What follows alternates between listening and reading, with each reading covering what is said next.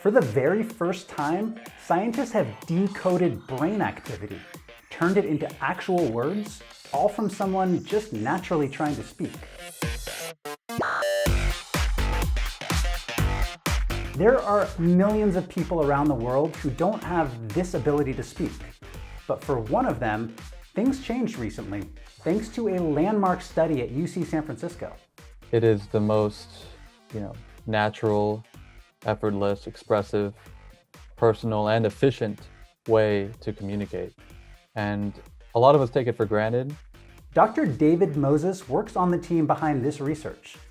They implanted what they call a neural prosthesis on the skull of a man who's been paralyzed and unable to speak since he suffered a brainstem stroke 15 years ago.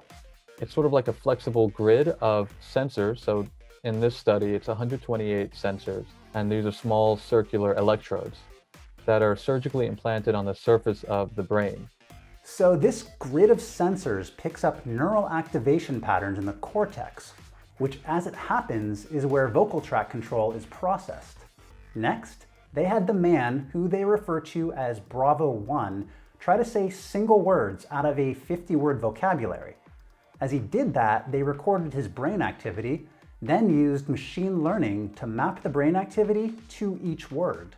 The model can kind of develop a sense of, okay, when these electrodes are active in this pattern relative to the other electrodes, then I think he's trying to say this word. After a total of 22 hours of recording Bravo 1's brain activity, it was time to start translating attempted speech into words. The team asked him questions by putting them up on the screen, and then asked him to answer using that 50-word vocabulary. We see that it's happening, right in front of our eyes, right in front of his eyes. He's very excited about it too. So I mean, those are some very special moments for sure. Now this system was able to decode up to 18 words per minute at about a 75% accuracy rate. Now most of us speak at a rate of about 120 to 150 words per minute. So Dr. Moses says the ultimate goal would be to get the rate closer to that 120 to 150, and of course build on that 50-word vocabulary. Now he wants to make one other thing very clear. This is not mind reading. This work got posted on Reddit, for example, as soon as it came out, and a lot of people were saying that it's going to be used for interrogations, and it's mind reading, and your inner thoughts are no longer safe. People are going to beam advertisements into your brain with this. And I really just want to emphasize that for this work, it has to be controlled by the person's attempts to speak. Well, first of all, there's no evidence that decoding internal thoughts is possible with the current technology. Now, it's worth noting that Facebook helped fund this study. The company has been working on neural input technology for AR and VR for years. But Facebook appears to be backing away from that now, going so far as to say Facebook has no interest in developing products that require implanted electrodes. The company says going forward, it's focusing on wrist-based neural interfaces. That said, Dr. Moses says the work at UCSF will continue beyond Facebook's funding phase. Bravo 1 had a brainstem stroke, and that's what caused his disability.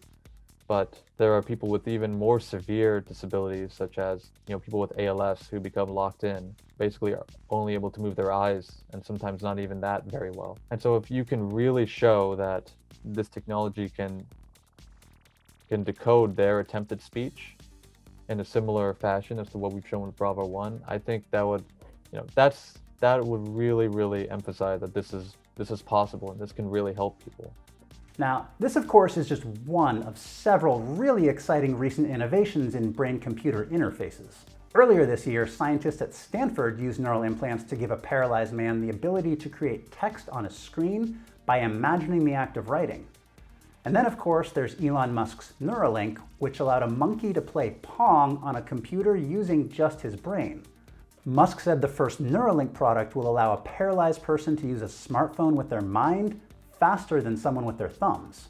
So what's the most exciting tech you've seen around brain implants? Let us know in the comments. If you enjoyed this video, don't forget to give it a thumbs up. As always, thank you so much for watching. I'm Andy Altman, and I'll see you in the future.